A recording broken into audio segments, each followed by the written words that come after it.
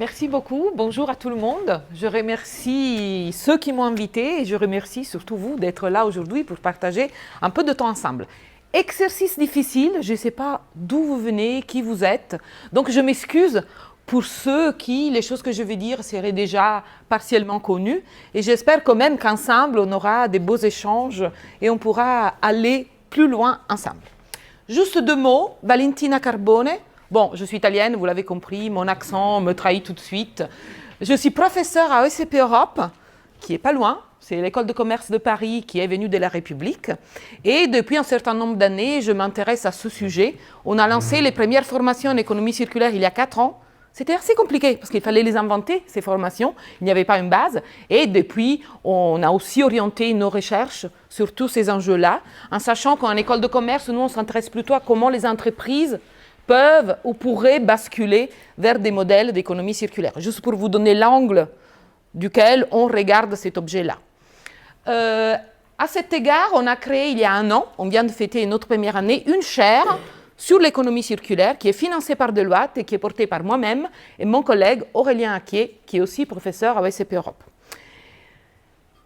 Aujourd'hui, j'ai envie effectivement de partager avec vous, parce qu'on parle et on lit d'économie circulaire tout le temps en ce moment. Donc effectivement, j'avais envie de partager avec vous un peu comment nous interprétons ce phénomène, comment essayons à la fois de le démystifier et aussi un peu de le rendre plus actionnable afin qu'il puisse avoir des impacts sur nos sociétés et nos systèmes de production et consommation. Donc c'est ça vraiment le but, on va rester vraiment à des niveaux assez généraux de paradigme, qu'est-ce que ça veut dire, quels sont les principes fondateurs, mais je ne manquerai pas d'utiliser des exemples pour illustrer mes propos.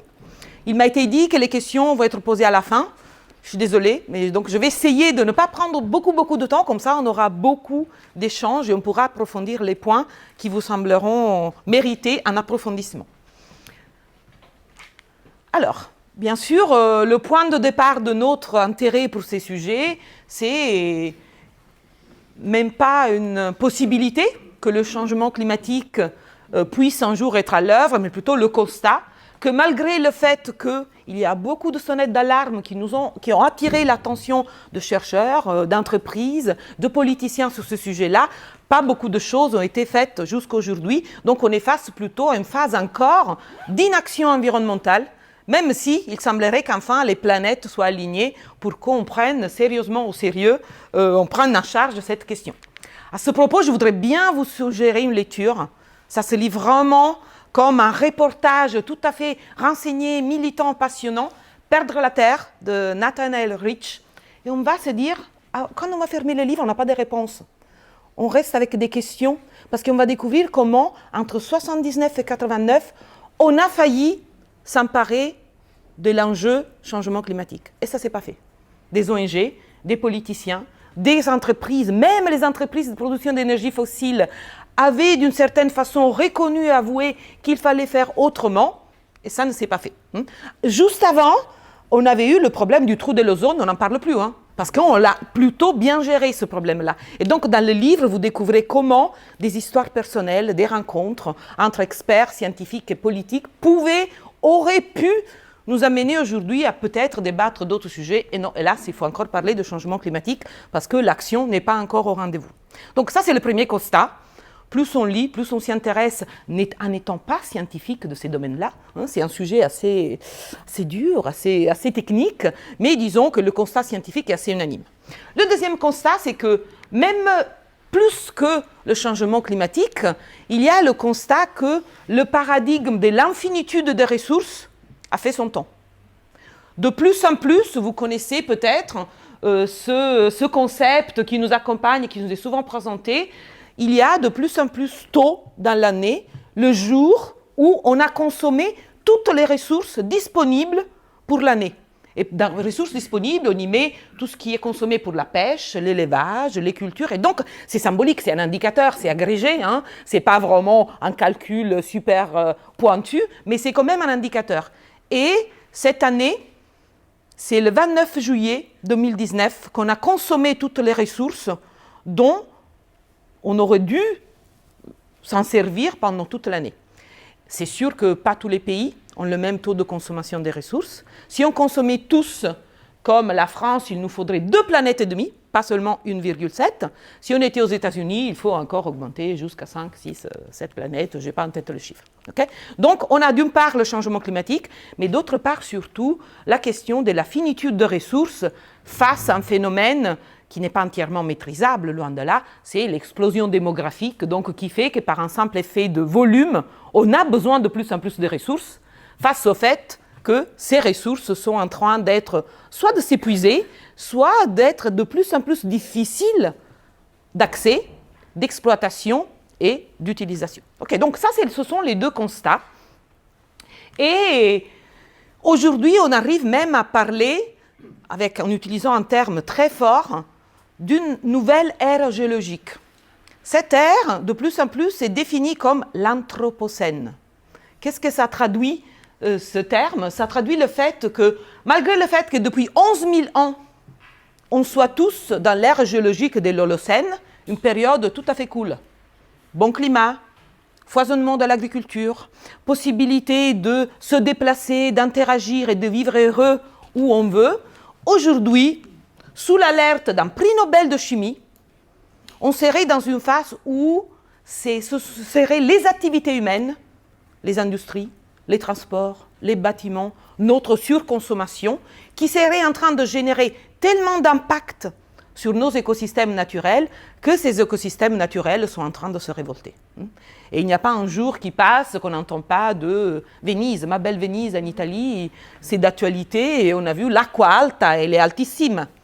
Donc on a de plus en plus de phénomènes qui nous montrent, si on en avait encore besoin, qu'il y a des cercles vicieux, pas vertueux, comme quoi la planète, la Terre, réagirait aux actions et aux agressions bien trop invasives des activités humaines. Et donc, beaucoup de scientifiques disent « Attention, on est dans l'anthropocène.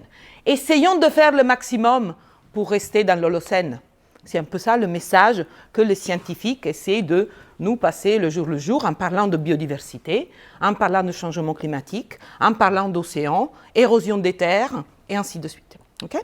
Donc, je voulais vraiment vous alerter sur le fait que, peu importe l'entrée avec laquelle on définit l'état actuel, changement climatique, épuisement des ressources, globalement, et selon plusieurs cycles naturels de rétroaction de la part des écosystèmes naturels, on est face à une situation qui n'est plus stable, qui n'est plus heureuse, et qui demande donc d'avant une prise de conscience et après un mouvement massif vers l'action.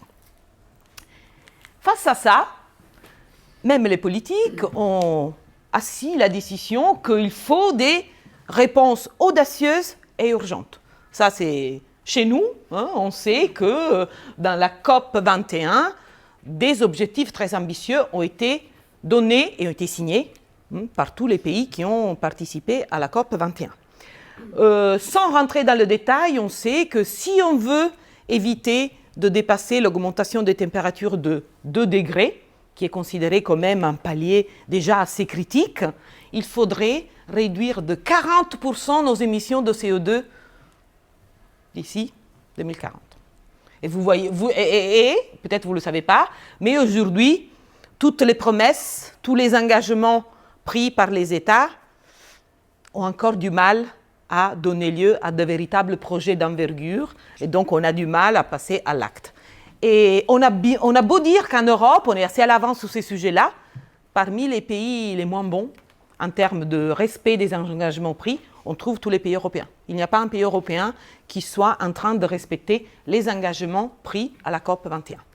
Donc, on a une urgence à agir et encore une certaine lenteur à s'y mettre vraiment au travail. Et tout ça, c'est encore plus paradoxal parce que, essayons maintenant de penser à comment nous organisons aujourd'hui nos systèmes de production et de consommation pour voir effectivement quelles sont les marges pour pouvoir évoluer vers des systèmes différents. Là, je partage avec vous une citation qu'on aime bien partager avec nos étudiants en cours. À votre avis, et je vais vous répondre moi-même, cette citation, il était une fois quand les richesses naturelles étaient considérées comme inépuisables parce qu'elles étaient gratuites. Là, je vous présente juste une citation d'un économiste du 19e siècle. À l'occurrence, j'ai choisi Jean-Baptiste Say, parce que Jean Baptiste, c'est l'un des fondateurs de mon école, l'école supérieure de commerce de Paris, ESCP, Business School, mais j'aurais pu mettre Adam Smith, j'aurais pu mettre n'importe quel autre économiste du 19e siècle, parce qu'effectivement, les ressources n'étaient pas une contrainte. Ils étaient considérés en dehors des variables à prendre en compte pour développer n'importe quel modèle de production et de consommation. Et en fait, on a hérité un peu de ces pensées, et à partir de la deuxième révolution industrielle, nos systèmes ont été conçus comme ça, en pensant que l'entreprise, l'activité économique, pouvait se penser, se construire hors sol, sans contrainte. Et donc aujourd'hui, on le sait, la façon assez traditionnelle d'organiser nos systèmes de production, c'est on extrait des matières premières, c'est facile, sont inépuisables, on les transforme, on les distribue, on les consomme et, pof, on les jette à la poubelle. Ça, c'est l'économie linéaire, extraction, fabrication, consommation et mise en déchets. Okay? Donc on s'est connu sur ce modèle. Et on voit très bien, représentation linéaire, qu'est-ce que ça veut dire? Ça veut dire que pour créer de la valeur, il faut accélérer de plus en plus ces cycles. Les entreprises, pour bien se porter, ont besoin de produire davantage, vendre davantage. Et elles peuvent mettre de façon consciente ou pas en pratique des actions comme l'obsolescence programmée, faire en sorte à que la vie utile des produits soit de plus en plus courte, de façon à en produire d'autres, et ainsi de suite. N'oublions pas en plus qu'il y a eu tout un boom du marketing, de la publicité, de la vente, du crédit à la consommation. Donc ce sont tous des leviers d'accélération qui n'ont pas cessé d'inscrire ce modèle comme le modèle principal de nos sociétés. Effectivement, depuis la deuxième révolution industrielle, vous avez entendu Marine tout à l'heure, elle parlait du cradle to cradle, du berceau au berceau. Mais depuis la deuxième révolution industrielle, on est plutôt du modèle from cradle to grave, du berceau à la tombe. On extrait et on jette à la poubelle. Et c'est un peu ça le paradigme dans lequel on évolue et on essaie de s'épanouir sans prendre en compte beaucoup les impacts sur les écosystèmes naturels. Quelques exemples pour illustrer ces propos. Parce que la chose importante que je crois aujourd'hui, c'est important de mettre sur le devant, c'est que on en parle, on le sait, que l'économie linéaire n'est pas vertueuse pour l'environnement, mais parfois on ne se rend pas compte de la hauteur des enjeux. Et parfois on pense qu'avec une petite innovation, on peut résoudre un grand enjeu. Parfois ça ne marche pas. Et là, je veux juste partager avec vous 3 exemples qui, à mon avis, vont nous permettre de rester un peu « waouh, le problème est grand ». Et donc, il faut faire des grandes choses pour essayer de s'y attaquer. Premier exemple, l'alimentation. On consomme, on mange, l'alimentation nous est chère.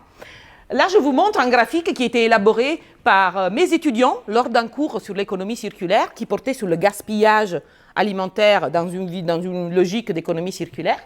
Première donnée, qu'est-ce qu'on mange? La viande, on le sait, a un impact environnemental énorme et malheureusement, on a de plus en plus de populations de pays qui n'étaient pas du tout carnivores et qui, avec le développement économique qui ne cesse de croître, tant mieux pour ces sociétés-là, sont en train de migrer vers des consommations carnivores. Je vous laisse observer la courbe de la Chine qui, jusqu'aux années, mais même jusqu'à il y a 20 ans, n'était pas du tout intéressée de manger un peu de porc, mais pas du tout la viande de bœuf, qui est celle qui a le plus d'impact sur l'environnement. Eh bien, pour le futur, ils vont devenir, en termes de volume, bien sûr, les plus grands consommateurs de viande. Donc déjà, qu'est-ce qu'on mange? Le choix de nos alimentations a un impact énorme sur l'environnement.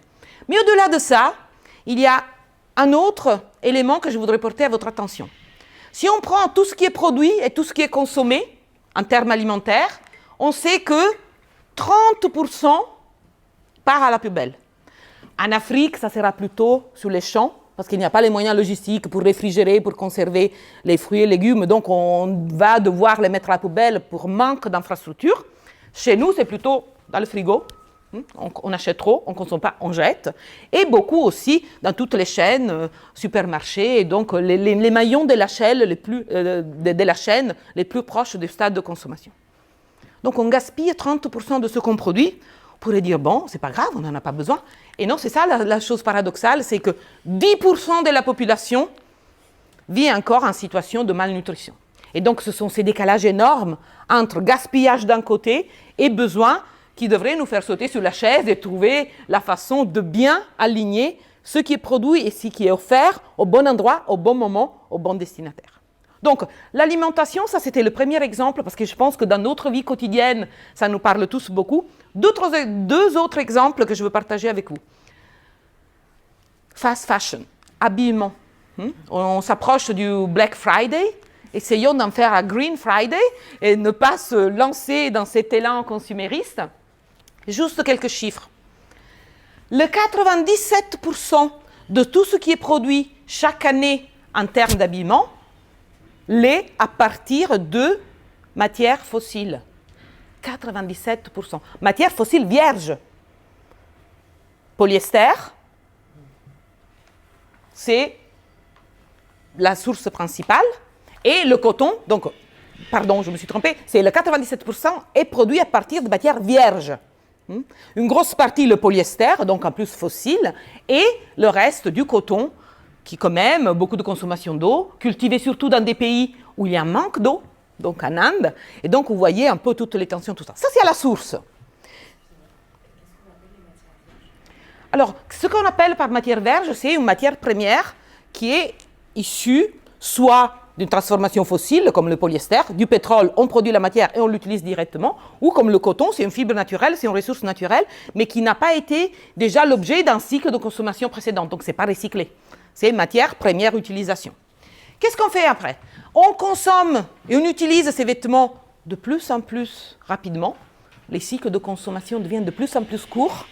Le pourcentage de vêtements qu'on a dans nos garde-robes qui ne sont pas utilisés ne cesse d'augmenter. Et qu'est-ce qui se passe? 73% des produits dont on n'a plus besoin partent à la déchetterie. Avec donc très peu qui est recyclé. On a un taux global de recyclage qui est de l'ordre de 14%, mais la plupart de ce qui est recyclé, il n'est pas recyclé. Si je recycle un jean, je ne vais pas faire un jean. Si je recycle un jean, je vais faire du chiffon ou je vais faire de la fibre d'isolation pour les bâtiments. Donc, on fait tout ce qu'on appelle le downcycling, c'est-à-dire on crée des produits qui ont une valeur moindre. Donc, très peu est réutilisé dans des boucles qui pourraient garder la valeur du produit qui serait en fin de cycle de consommation. Okay? Et donc, c'est sûr que là, certes, il y a beaucoup d'innovation dans tout ce qui est recyclage. Aujourd'hui, il y a le recyclage chimique qui se développe, qui serait beaucoup plus efficace que le recyclage mécanique qui détruit les fibres. Il y a beaucoup de start-up ou de designers qui proposent des produits censés durer longtemps, de pouvoir les personnaliser, les réparer, mais vous vous rendez bien compte que face au volume vendu et mis sur le marché chaque jour, chaque mois par les grandes enseignes de la fast fashion, on est face à des petites innovations, certes vertueuses, mais qui ne sont pas encore à la hauteur de traiter ce genre de gros problèmes. Dernier exemple, parce que c'est vraiment aujourd'hui un sujet d'actualité, en France notamment avec la loi sur l'économie circulaire qui est en train d'être votée et qui met le plastique au centre, on a le problème du plastique. Le problème du plastique, on a augmenté la production et consommation de plastique en la multipliant par 20 des années 60 à aujourd'hui. On a multiplié par 20 la production. C'est un peu, on vit dans un monde plastique aujourd'hui. Et c'est quoi le problème avec le plastique? Pareil, 98% du plastique est produit à partir de matières vierges. Pourtant, on entend parler beaucoup de recyclage plastique. On met beaucoup de bouteilles plastiques dans les bacs jaunes. Mais 98% de ce qui est produit, les produits à partir de matières vierges et en plus pour le plastique fossile. Donc toutes les énergies qu'on dit on devrait consommer de moins en moins. Ce qui est dramatique, c'est la fin de vie du plastique. On n'arrête pas de voir des images qui nous montrent des îles, pas heureuses, mais malheureuses, de plastique au plein milieu de l'océan Pacifique. Et donc, on sait aujourd'hui qu'on a 32% de plastique qu'on laisse sur la pelouse au parc de la Villette et qui finit dans l'océan, qui finit donc dans nos écosystèmes naturels, qui échappe à toute prise en charge. On a encore une fois très peu de collecte, 14%, dont très peu, encore une fois, est recyclé pour produire des produits d'égale valeur.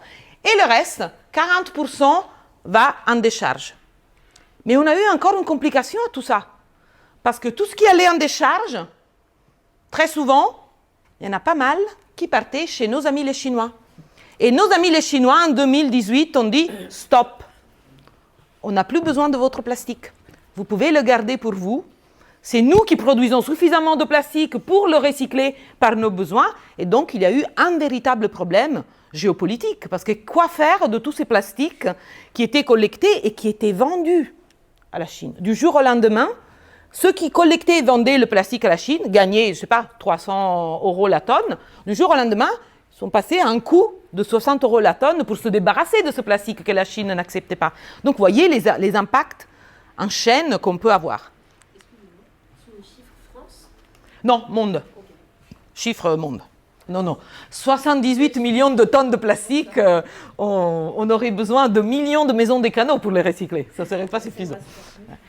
Mais du coup, ça a eu un impact, comme on disait, en chaîne. De plus en plus de villes américaines ne trient plus leurs déchets plastiques, parce qu'ils ne savent pas quoi en faire, et donc ils partent à la poubelle traditionnelle. Donc vous voyez comment des décisions prises dans un coin du monde peuvent avoir une répercussion effectivement globale, parce que le bien commun, parce que les biens naturels, parce que les écosystèmes sont un bien de tout le monde. On ne peut pas cloisonner ni les impacts, ni les décisions prises à un niveau vont forcément se répercuter ailleurs.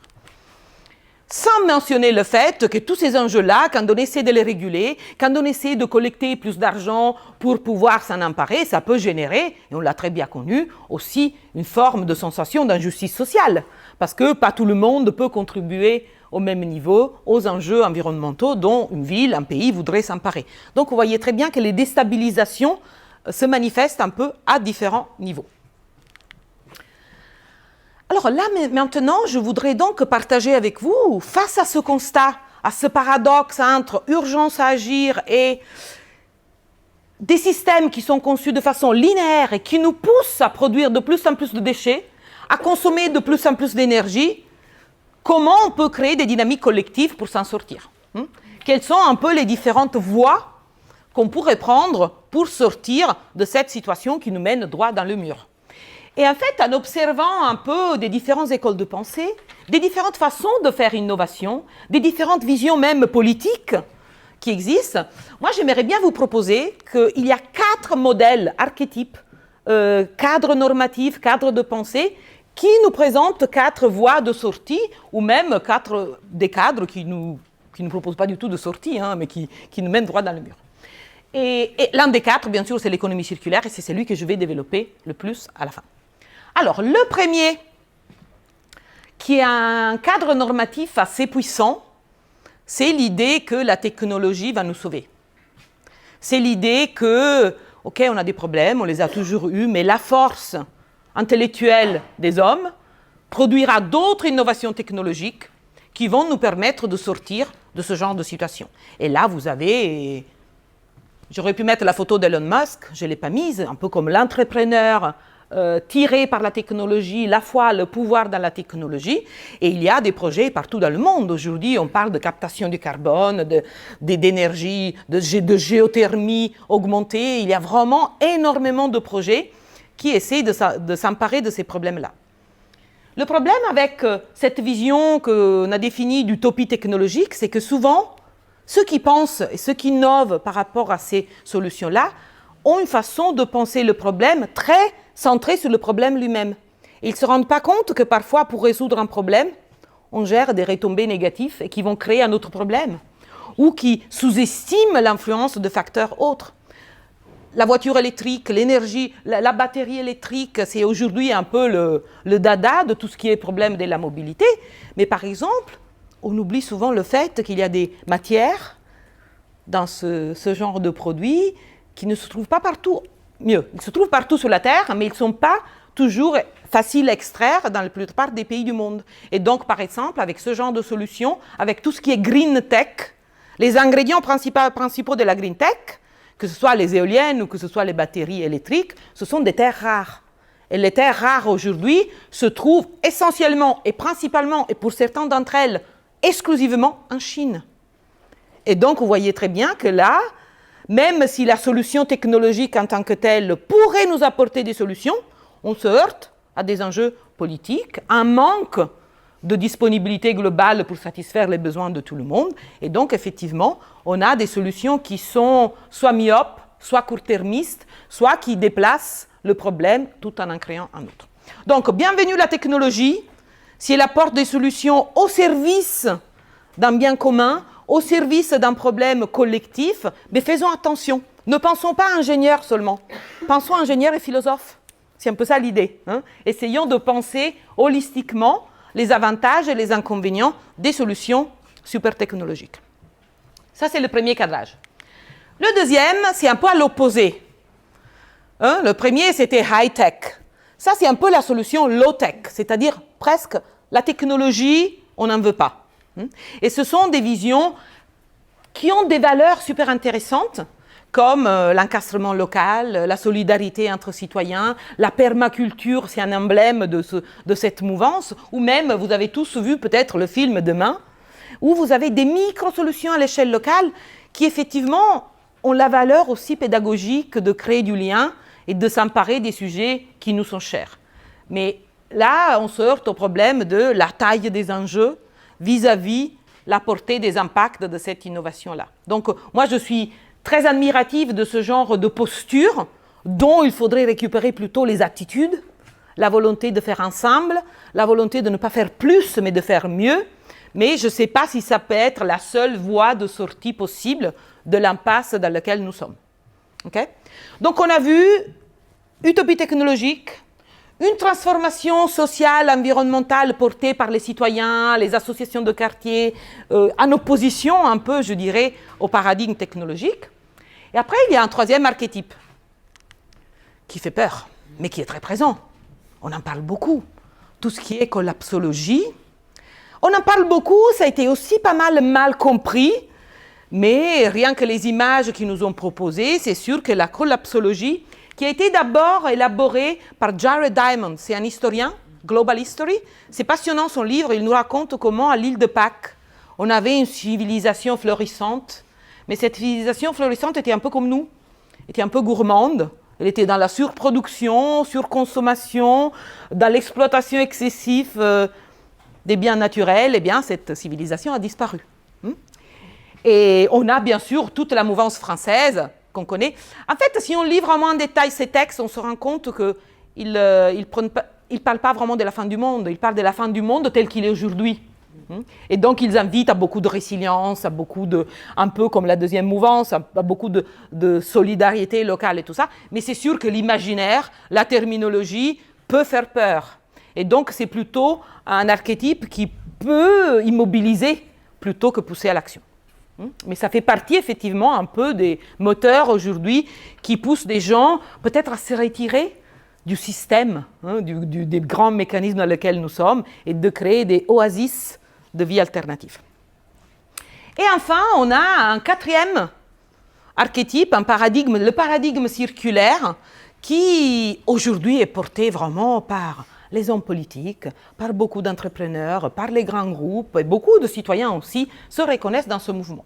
Alors pareil, il y a des côtés très positifs, il y a aussi des côtés qu'on va essayer un peu de démystifier, mais essayons de comprendre un peu plus c'est quoi ce paradigme de l'économie circulaire. Vous vous rappelez, quand je vous ai présenté l'économie linéaire, j'ai dit, bon, on a l'impression que l'entreprise, elle est hors sol, elle surplombe, allô la Terre, tu es là, mais on n'a pas d'interaction. Et en fait, la finalité de l'économie circulaire, c'est plutôt de réencastrer tout ce qui est activité productive, vie des entreprises, et donc système de production et consommation, pour faire large, d'abord dans les sociétés, donc dans un ensemble de relations, d'humains et de capacités, et surtout et d'abord dans les écosystèmes naturels. Donc l'idée de l'économie circulaire, c'est de dire on ne peut pas faire sans prendre en compte les limites naturelles qui sont données par les écosystèmes naturels.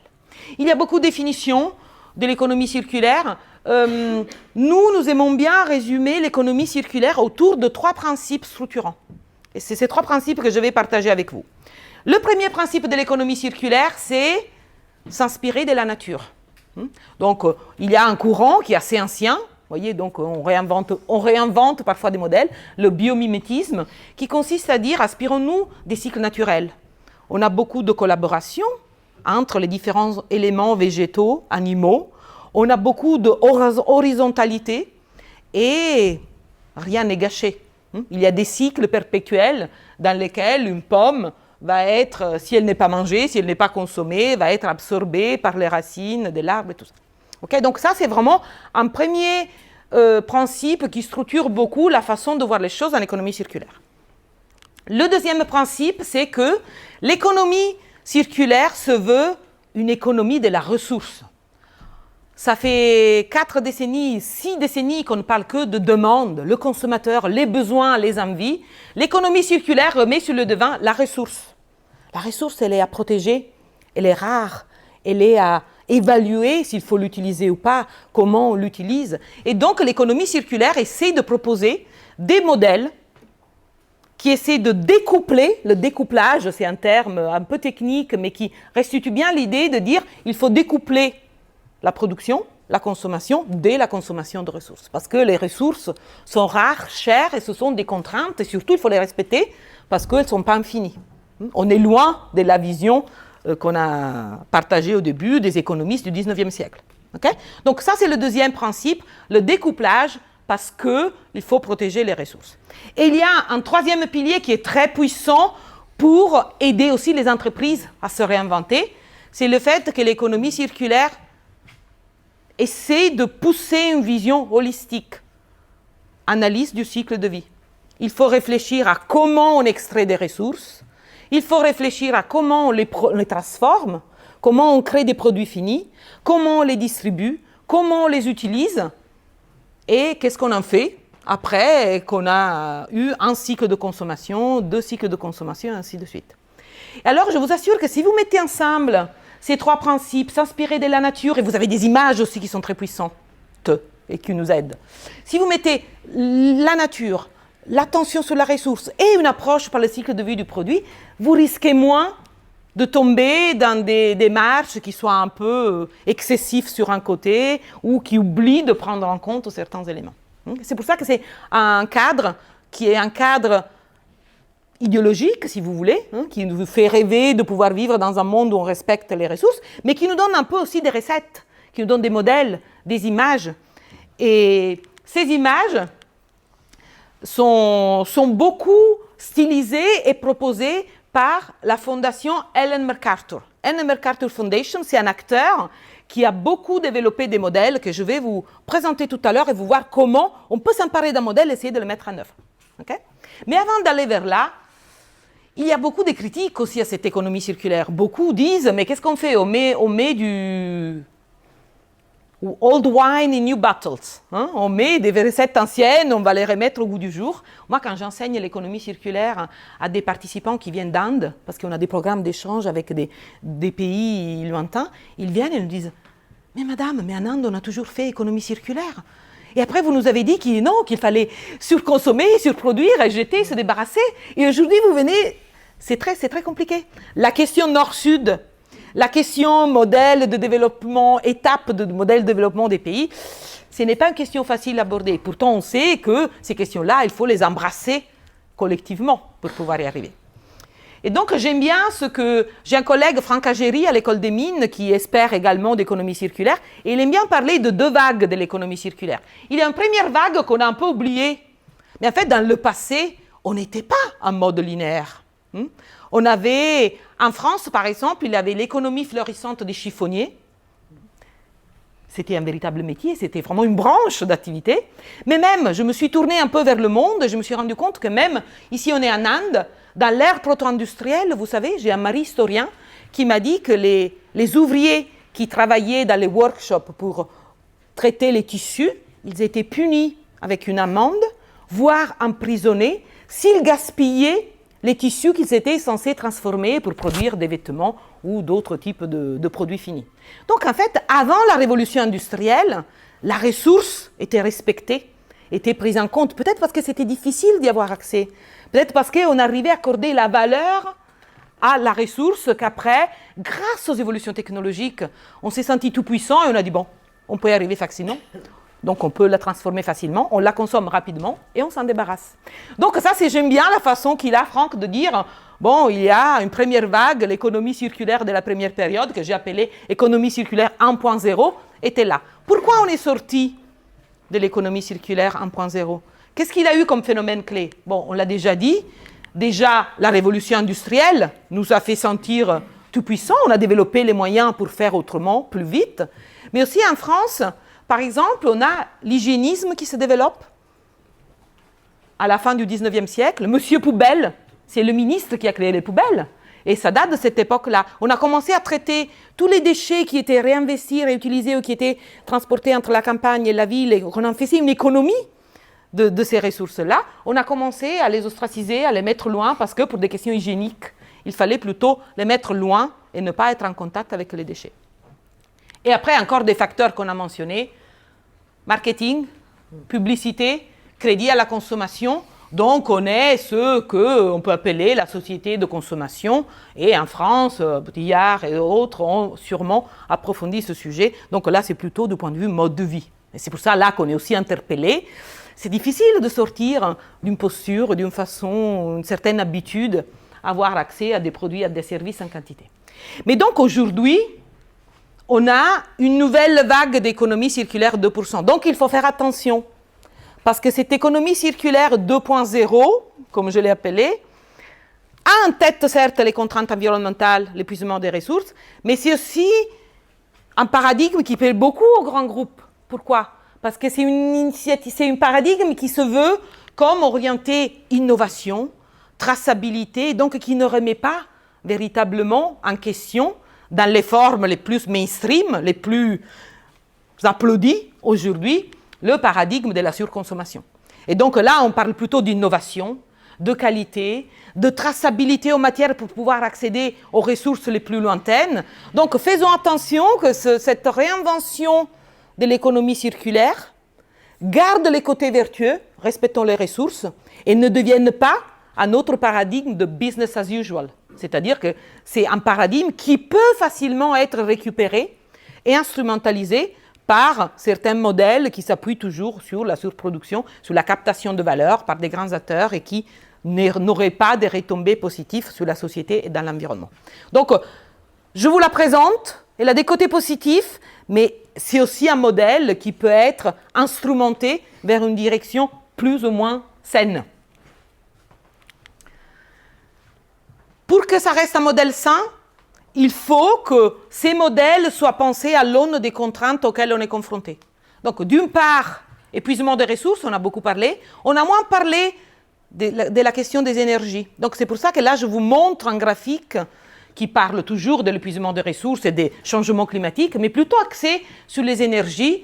On voit que toutes les nouvelles formes d'énergie vertueuse, l'énergie solaire, par exemple, ce sont toutes petites pour l'instant par rapport aux énergies fossiles qu'on dit devoir réduire. Elles se développent, mais elles ne se substituent pas aux énergies fossiles.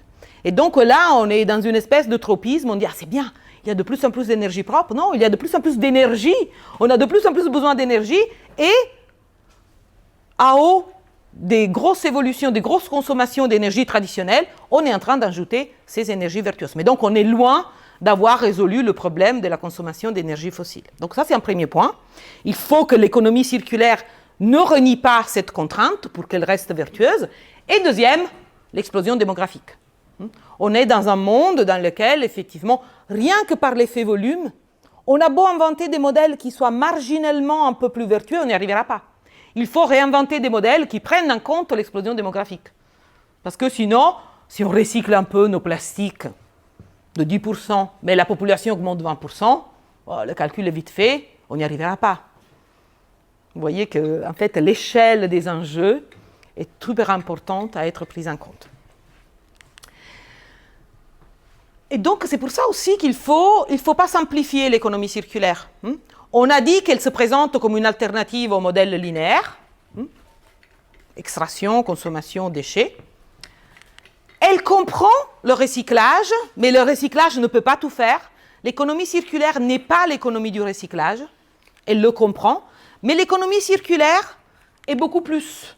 L'économie circulaire propose différents modèles qui permettent d'extraire moins de ressources et de produire moins de déchets en consommant moins d'énergie et en profitant de l'énergie grise qui est cachée et qui est dans les produits, dans les infrastructures dont on dispose déjà, en essayant de valoriser au mieux tout ce qui existe déjà. Et donc l'économie circulaire nous propose certes de recycler, mais avant de recycler, réutilisons des produits. Pour les réutiliser, réparons les produits. Mais encore mieux, il faut avoir un design de produit qui prévoit qu'il y ait moins de panne, qu'il y ait moins besoin de réparation. Donc vous voyez, il y a une hiérarchie des comportements vertueux à mettre en œuvre. D'abord, prolonger l'utilisation des produits. Ensuite, ou en parallèle, les réparer le plus possible pour pouvoir les utiliser longtemps. Ensuite, les réutiliser soi-même ou d'autres populations, d'autres individus peuvent réutiliser des produits qui auraient des fonctionnalités moindres, mais tout à fait adaptées à répondre à d'autres besoins. On peut remanufacturer, c'est-à-dire on peut avoir des interventions importantes où on réusine une partie des composants, et enfin, on peut recycler. Donc, vous voyez combien de voies de sortie vous avez de l'économie circulaire avant d'arriver au recyclage, qui est un peu considéré traditionnellement comme un synonyme d'économie circulaire. Et donc, c'est pour ça que je vous disais que Ellen MacArthur Foundation, si vous voulez en savoir plus, ils ont produit un site web où vous avez énormément de vidéos, polycopiées, études de cas. Ellen MacArthur, la fondation Ellen MacArthur, c'était la dame qui faisait du bateau à voile et faisait les traversées de l'océan. Et le storytelling veut que pendant ses voyages, elle s'est rendue compte effectivement de la finitude des ressources et du manque de respect qu'on a pour ces ressources. Et donc, elle a levé énormément d'argent, elle a créé cette fondation. Et ils sont très actifs dans la sensibilisation, dans la pédagogie. Et donc, c'est une mine d'informations, ce site. Donc, même pour les jeunes, pour les étudiants, ou pour ceux qui veulent créer une entreprise, il y a énormément de ressources que je vous suggère d'aller voir. Et donc, ça, typiquement, je vous disais, l'économie circulaire est intéressante parce qu'elle est aussi puissante. Elle nous donne des visualisations, des instruments sur lesquels on peut s'appuyer. Et là, typiquement, l'économie circulaire nous dit, vous avez toutes les boucles vertueuses de la nature, hein, les ingrédients naturels sont recyclés, les absorbés, tout ça. Faisons la même chose pour nos produits techniques, pour nos produits que nous fabriquons et tout ça. Et donc, qu'est-ce qu'elle nous dit? Elle nous dit, nous sommes dans un modèle linéaire. Comment faire pour éviter le plus possible la mise à la déchetterie? Qu'est-ce qu'on peut faire? On peut faire plein de choses. On peut avoir plein de boucles, les loops en anglais, les boucles en français. Qu'est-ce qu'on peut faire? L'utilisation, au moment de l'usage, on peut faire de la maintenance, on peut faire de la réparation, de l'entretien, pour avoir le produit en usage le plus temps possible. On peut le redistribuer pour que d'autres l'utilisent, ce qu'on vient de dire tout à l'heure. Ou on peut effectivement parfois vraiment faire des interventions lourdes de réparation, ou voir usiner une pièce si nécessaire et tout ça, ou à la fin, effectivement, recycler. Et tout ça, ce sont des modèles alternatifs pour faire l'économie circulaire. Avec le but toujours, rappelez-vous le modèle avec les matières premières et la poubelle à la fin, extraire moins et jeter moins. Donc il faut essayer, à toutes les étapes du cycle de vie, de prolonger l'utilisation et profiter au maximum de l'énergie grise qui est capturée par tous les produits que nous utilisons. Et donc c'est pour cette raison-là que l'économie circulaire a le vent en poupe. Parce que, surtout au niveau politique, l'économie circulaire, pour faire de la réparation, pour faire de la redistribution, demande et se base sur une relocalisation de l'emploi. C'est une économie qui est plus difficilement standardisable, grande chaîne d'assemblage, de montage, parce que si on veut réparer les produits, là on est sur des activités beaucoup plus spécifiques. Pas chaque produit aura la même panne au même moment, au même endroit. Et donc il y a toute une dimension opérationnelle qui promet la création d'emplois et qui donc en fait aussi un agenda politique. Si aujourd'hui on a une loi de l'économie circulaire en France, c'est aussi parce qu'en Europe on a un paquet économie circulaire et on vise la création d'énormément de postes de travail grâce à l'économie circulaire. Les promesses environnementales, je pense qu'on en a suffisamment parler pour comprendre la réduction de l'extraction des matières et la réduction de production de déchets, sans oublier l'effet positif sur l'énergie. Et enfin, pour les entreprises, ils sont obligés d'y aller, mais ils y voient quand même la possibilité de développer des modèles qui doivent certes réinventer, mais qui peuvent leur permettre, par exemple, d'avoir accès à des ressources en fin de vie, qui peuvent devenir des matières premières, non pas vierges, comme on l'a vu pour le plastique et le textile, mais des matières qui peuvent être réinjectées dans des cycles de fabrication. Donc, l'économie circulaire pour les entreprises, c'est aussi un moyen de pallier aux risques croissants d'accès aux matières, par exemple, les matières rares qu'on a mentionnées. Aujourd'hui, on est obligé de développer. Il y a des technologies pour recycler les terres rares. Elles ne sont pas viables économiquement pour l'instant. Ça coûte trop cher d'extraire le millésime d'or qui se cache dans nos téléphones, mais il y a beaucoup de procédés qui sont en train d'être perfectionnés et un jour, elles seront viables économiquement. Simplement parce que le prix d'accès aux matières premières sera tellement élevé que ces modèles pourront se répandre. Les entreprises aiment aussi l'économie circulaire parce que ça permet de faire des économies. Et pour les nouveaux entrants, l'économie circulaire permet aussi de créer de nouvelles activités. On a parlé de l'alimentation, le gaspillage alimentaire. Je travaille depuis un certain temps avec Phoenix. Vous connaissez Phoenix? L'application qui permet de reprendre les invendus alimentaires des supermarchés, les distribuer aux Restos du Cœur et aux autres associations. C'est une entreprise qui s'est créée justement pour résoudre le problème du gaspillage alimentaire. Nous, les consommateurs, ils étaient déjà habitués à Too Good To Go. Aujourd'hui, Phoenix a aussi une app pour les consommateurs, pour nous, pour les individus. Donc, vous voyez que l'économie circulaire nous oblige à repenser nos modèles, mais c'est aussi une opportunité pour des innovations qui essaient de concilier une vision business, parce qu'une entreprise crée de l'emploi, elle a besoin de se développer, mais aussi pour créer des retombées positives sur nos sociétés. Juste un exemple, parce qu'on ne va pas rentrer dans toutes les boucles. Après, bien sûr, chaque modèle a ses difficultés de mise en œuvre et tout ça, mais je voulais juste vous donner un exemple. L'exemple du réemploi, par exemple. L'ADEME a mené une étude qui montre bien que le marché du réemploi, la revente de produits qui auraient déjà eu un cycle de vie, c'est un marché qui se développe très bien. Depuis 2014, il a eu une augmentation de 30%. On a mentionné tout à l'heure la recyclerie, on connaît tous Emmaüs, donc il y a tout un segment, et ça c'est aussi une façon de faire économie qui permet de créer des emplois liés à l'économie sociale et solidaire, et donc ça c'est aussi la retombée sociale. Donc on a parlé beaucoup d'environnement avec l'économie circulaire, mais sa force c'est aussi qu'elle arrive à conjuguer des enjeux environnementaux avec la question sociale, notamment avec la création d'emplois, des emplois locaux qui sont difficilement délocalisables. Et enfin, ça permet aussi de créer des emplois, 13 000 équivalents temps plein, dans l'économie traditionnelle. Donc tout ce marché du réemploi, tout simplement, en 3 ans, a eu un essor incroyable. Certes, il y a des barrières. On est bien acheter des fringues un peu vintage, parce qu'aujourd'hui c'est à la mode, mais pour l'instant, pas pour tous les produits, on est prêt à acheter un produit d'occasion, on a de la méfiance, on peut penser que la qualité ne sera jamais au même niveau qu'un produit neuf, et ainsi de suite. Mais c'est sûr que là, c'est un segment qui est en train de se développer, et en France promet de se porter bien. Ceci dit, je pense que vous l'avez compris, ou vous avez commencé à le sentir, on ne peut pas faire l'économie circulaire tout seul. En tant que citoyen, on ne peut pas décider tout seul, oui. Il y a beaucoup de volontaires qui font la maison zéro déchet, et donc, on commence à produire tout. D'un point de vue pédagogique, et je me sens mieux avec moi-même, c'est très bien, mais ce n'est pas ça qui va sauver le monde.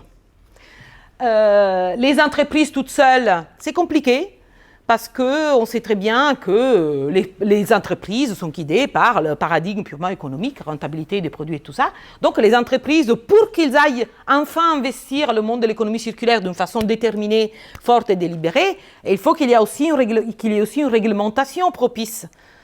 La TVA réduite pour les produits d'occasion, par exemple. Ça, c'est une mesure qui est un très fort levier pour nous inciter à acheter des produits d'occasion.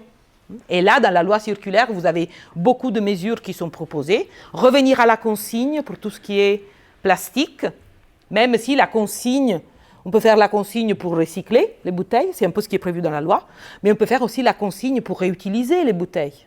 Vous savez qu'en France, jusqu'aux années 60, on avait la consigne. Elle a disparu, Et alors on dit, mais pourquoi on ne la fait pas? Parce qu'une fois qu'on élimine la consigne, c'est très compliqué de remettre en place toutes les infrastructures de collecte, de traitement. En Allemagne, elle existe encore. Au Danemark, elle existe encore. Donc, ce sont aussi des projets qui ont besoin de cette coopération entre entreprises et pouvoir public qui donnent l'élan et qui décident aussi par des réglementations vers quelle direction on veut aller pour devenir plus circulaire. Et bien sûr, les citoyens qui sont prêts à réduire peut-être leur niveau de consommation pour aller vers une consommation plus vertueuse. On n'irait pas trop loin, même si je suis une personne de l'offre. Je trouve que c'est les pouvoirs publics et les entreprises qui doivent vraiment changer les modèles. Et je suis persuadée qu'en tant qu'individu, on saura suivre, et beaucoup d'entre nous même, nous anticipons ce genre d'évolution. Donc voilà, je vous remercie beaucoup. Super, merci.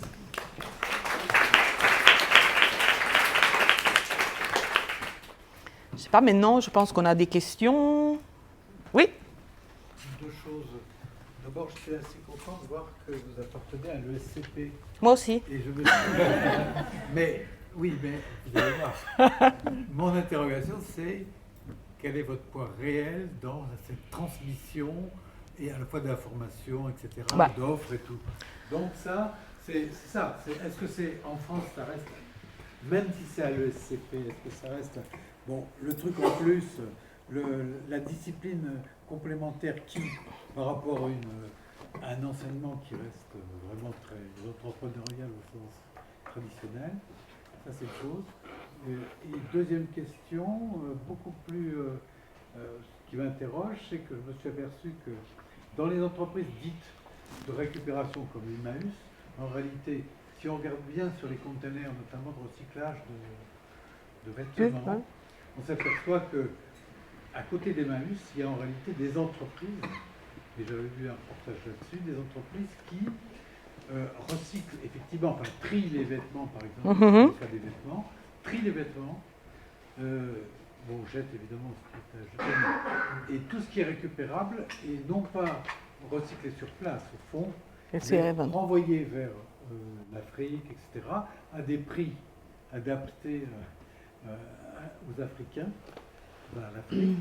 Et donc, on fait que c'est à la fois un commerce honorable, si j'ose dire, et éthique, et équitable, je ne sais pas quoi, mais qu'en réalité, c'est aussi une forme de développement aidé. Aidé, Puisqu'il est consommé sur place à des prix, évidemment, adaptés au local, mais qu'en réalité, qui sont, au fond, bon, certes, c'est du recyclage, en quelque sorte, mais c'est en même temps de l'économie pure. Bon, je vais réagir à ces deux points. Le premier, merci, parce qu'en fait, c'est pas facile d'enseigner l'économie circulaire dans une école de commerce. Mais moi, je dirais pas tant pour les étudiants, mais c'est que nous, les profs, comme nos entreprises, nous avons été formés par une façon de penser et de structurer le raisonnement qui est fondé sur la théorie de l'agence, la création de valeur actionnariale. Tous nos collègues, et moi-même, on a été formés à l'économie standard qui est pleinement dedans le modèle de l'économie circulaire. Ce n'est pas facile du tout de le faire et c'est vrai qu'il y a déjà eu beaucoup de greenwashing. On a, dans toutes les écoles de commerce, on a des cours de développement durable depuis des années. Mais je pense qu'aujourd'hui, on est nombreux. Moi, je me considère comme une des profs qui sont engagés et qui essaient de faire changer et de bousculer un peu les façons de faire traditionnelles pour faire changer vraiment les choses. On ne peut pas faire l'économie circulaire à côté. Il faut que l'économie circulaire, le développement durable, le développement vertueux, soit inscrit dans tous les programmes. Mais moi, je suis une fan de Greta et on a plein de Greta dans nos écoles françaises supérieures. Le manifeste pour une éducation, le manifeste écologique pour une éducation renouvelée, il y a des milliers d'étudiants aujourd'hui qui demandent à que les programmes soient révisités. Et donc, je pense vraiment... C'est un côté transversal, comme vous dites. Oui, c'est ça. Alors, il ne faut pas rêver, ça ne se fait pas du jour au lendemain, mais pour vous donner un exemple, on a fait la rentrée, tous les étudiants qui sortent de prépa et qui sont venus chez nous, 400 étudiants, le séminaire transversal de rentrée, première fois dans l'histoire, c'était tout axé autour des enjeux climatiques, économie circulaire, développement durable. Donc, 3 jours à parler de ça, à déjà asseoir la taille des enjeux. Je pense que c'est super important. Et après, bien sûr, avec des entrepreneurs, avec des institutionnels qui essaient de débattre des solutions possibles. Il faut quand même accompagner une vision positive. C'est sûr, on ne peut pas juste dire « it's the end of the world ». On ne peut pas faire ça, mais on ouvre des perspectives, mais en faisant prendre conscience de ça. Et on n'était pas que nous, les passionnés de l'économie circulaire, on avait un prof de finance, un prof de ressources humaines. Et donc, ça ne se fera pas du jour au lendemain. Mais ce qu'on espère, nous, c'est que si on commence un cycle en école de commerce avec 3 jours sur ces enjeux, et après ils vont dans le cours de finance, et c'est tout pareil, et tout ça, on espère que les étudiants aussi vont secouer et ils vont demander à qu'on aborde aussi la finance autrement. Mais ça, c'est un véritable défi. Ouais, je suis d'accord. Pour la question du textile, bon, la partie du textile, après, c'est assez controversé et tout ça, mais dans l'économie circulaire, effectivement, des boucles aidées pour la revente vers des cibles de consommateurs qui acceptent un certain niveau de produit, ça fait partie effectivement des voies possibles. Aujourd'hui, malheureusement, la qualité de nos vêtements, elle est de plus en plus dégradée. Donc, quand on les met dans les contenants, on a beau essayer de les retaper, de les recoudre et tout ça, mais la qualité, elle est beaucoup plus basse par rapport à la qualité initiale. Donc aujourd'hui, les débouchés aujourd'hui sont vraiment qu'en Afrique. En Europe de l'Est, déjà, ils n'acceptent plus. Il y a une dizaine d'années, c'était beaucoup plus. J'ai vu des gens chargés à Paris, je ne me rappelle plus dans quel quartier, où il y a des Chinois. Vous voyez, c'est Eden, etc. Il y a des boutiques chinoises. Et à ma grande surprise, j'ai vu un type charger des trucs. Je lui ai dit, mais vous allez le vendre où? Il me dit, en Pologne. En Pologne, oui, non, mais bien sûr, mais jusqu'à il y a 10 ans, ils absorbaient genre le 30-40% de ce marché du textile deuxième main. Et là, comme le niveau de vie est en train de s'élever, c'est réduit. Donc, pour dire qu'après, les débouchés, il faut les trouver. La deuxième vie, c'est beaucoup plus simple dans les produits B2B. C'est-à-dire pas les produits pour nos consommateurs. Par exemple, Philips, tout ce qui est équipement médical, qui coûte une fortune, qu'est-ce qu'ils ont? Ils louent, par exemple, à des hôpitaux un appareil pour la radiographie, dernier niveau de sophistication et tout ça. Et après, ils sont appris justement à le louer, parce qu'après, ils le récupèrent, ils le réparent, et ils le renvoient vers des hôpitaux où on ne doit pas faire de la médecine sophistiquée, mais où il faut faire la routine. Et donc là, on a un impact énorme en termes de réutilisation des machines, éviter de gaspiller, de reproduire d'eau, tout ça. Et on a aussi même une valeur économique super importante pour Philips, pour les fournisseurs et tout ça. Donc, la réutilisation, c'est beaucoup dans le B2B, et le B2B est très consommateur de ressources. Oui, peut-être, je ne voulais pas être le dernier parce que Pourquoi? c'est un peu une note négative. Oh, c'est pas grave. Quand Alors, ok, on a une autre question positive. Voilà, vous étiez après moi. La question, ce que vous dites, qu'on est dans un moment déjà très négatif, c'est-à-dire quand on voit la préparation de la COP prochaine, on voit que les avancées sont zéro ou très peu. Et j'aime bien toujours mentionner le cas de mon imprimante. Le cas de mon imprimante, tous les 2-3 ans, il faut la changer. Si on suppose qu'on réussit à imposer aux entreprises d'imprimantes de fabriquer une machine qui est à la fois modernisable dans le temps, modulaire, etc., réparable et sans des trucs qui s'abîment, l'obsolescence programmée. C'est-à-dire mon imprimante que je change tous les 2-3 ans doit rester, disons, 10 ans. Ouais. L'entreprise qui fabrique, c'est fini, parce que le système en soi, il est construit sur un modèle qui veut... Linéaire, tout à fait. Même quand le taux de croissance est faible, c'est la catastrophe partout. Oui. Donc imaginons que les entreprises perdent la moitié de leur... regardons l'emploi, les hommes politiques quand ils regardent l'emploi, c'est-à-dire, je dis tout ça pour dire que il n'y a pas de solution sans changer profondément le système lui-même. Les forces de décision, on parle des banques, mais les banques, on peut faire quelques cinémas quelque part, n'empêche que le financement, qui on finance, jusqu'à maintenant, on n'a pas réussi à empêcher le financement des énergies fossiles, pétroles, etc. Donc, pour moi, je suis en face d'une situation où je ne vois pas, Comment? malgré je manifeste avec les jeunes qui manifestent, etc., mais je ne vois pas les forces capables de modifier le fond de la structure de cette société. Sans ce changement, il n'y a pas de solution. Si tu peux me dire collapsologue, ça ne me dérange pas du tout. J'aimerais bien voir des choses plus... Non, mais moi, je vous entends tout à fait. Je ne vous cache pas que plus on se renseigne, plus on creuse ces sujets, et on est face vraiment à des moments de désespoir. Des initiatives sur ce sujet. Ouais. La robotisation de la société. Oui, mais après, quelle posture peut-on adopter aussi par rapport à son rôle? Moi, je me reconnais un rôle quand même d'éducateur, et je m'impose de donner des espaces d'innovation, des voies de sortie à mes étudiants. Parfois, j'y crois pas, comme vous, parce qu'on parle beaucoup de servitisation, le modèle de l'économie de la fonctionnalité et tout ça, mais vous l'avez très bien dit. On est loin du moment où un Xerox peut vivre en faisant du service et de l'accompagnement de ses clients sans bouleverser son modèle linéaire. Donc, j'entends tout à fait, hein, je ne veux pas vous balayer d'une main comme ça, mais je pense qu'on est obligé, c'est un devoir moral de aussi continuer à construire des alternatives et d'y croire et tout ça. En France, quand même, pour l'obsolescence programmée, encore une fois, on est quand même le premier pays qui a fait de l'obsolescence programmée un crime, un délit pénal. Après, les méandres de la loi sont un peu comme ce qu'on disait tout à l'heure, les trucs techniques. C'est très difficile aujourd'hui, d'un point de vue légal, de porter la preuve et donc, il y a des procès un peu parallèles de publicité mensongère qui sont mis en place et tout ça. Je le dis parce que a été approuvée, Oui. C'est la loi Hamon.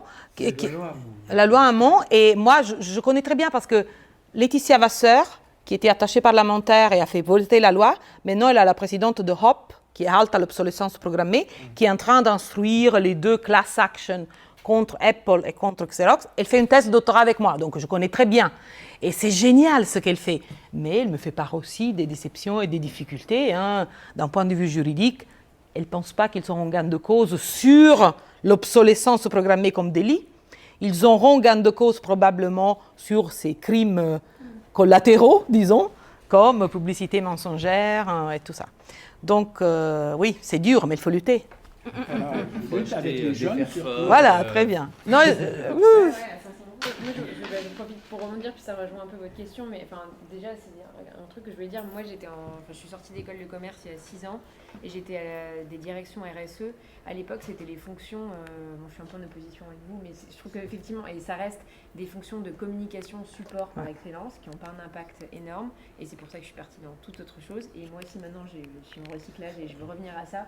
Et je trouve que, honnêtement, en ce moment, ça bouge énormément. Enfin, que ce soit la fondation des Bicorp, c'est une association d'entreprises qui décide d'avoir une rémunération qui est échelonnée et qui est complètement contrôlée, qui fait seulement x7 par rapport au plus le mieux payé ne peut pas gagner plus que 7 fois le pire payé de l'entreprise. Il y a beaucoup d'entreprises maintenant qui se lancent dans des choses comme ça, et des très belles initiatives, et je trouve qu'il faut rester assez optimiste. Néanmoins, c'était ma question qui rejoint monsieur, c'est... Moi, dans ma famille, j'ai quelques personnes qui sont des grands utopistes technologiques, justement, qui habitent dans la Silicon Valley. C'est vraiment le cliché. Et je ne sais jamais quoi répondre à mon oncle, en l'occurrence, parce que c'est tous ces gens qui, en fait, parlent du fait que tous ces modèles alternatifs de décroissance, d'économie circulaire, ils disent du coup demain il y aura moins de consommation, donc il y aura moins d'emplois, donc moins de croissance du PIB. Ça revient avec ce que vous disiez sur le fait d'intégrer dans les bilans comptables des entreprises autre chose, plus l'argent. Néanmoins, qu'est-ce qui est fait à un niveau plus théorique en économie pour avoir d'autres indices que le PIB?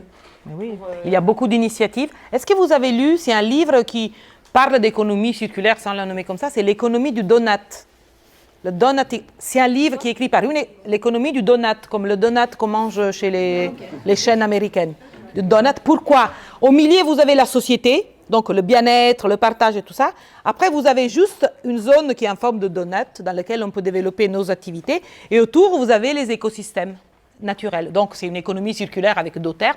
Ça a eu un succès fou. Elle, c'est une vraie économiste de très haut niveau et qui donc rend compte de tous ces modèles alternatifs au PIB et qui décortique un peu tous les écueils pour y arriver. Mais... Je vous dis au revoir. Merci.